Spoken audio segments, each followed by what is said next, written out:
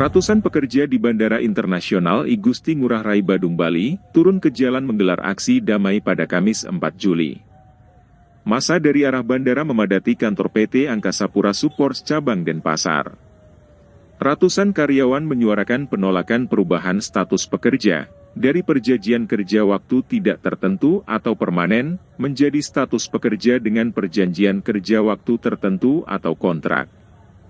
Hal tersebut dinilai menimbulkan keresahan dan kekhawatiran bagi segenap pekerja PT Angkasa Pura Supports cabang Denpasar.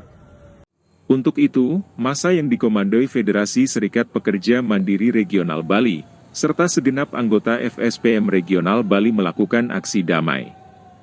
Parwata Bali Post melaporkan.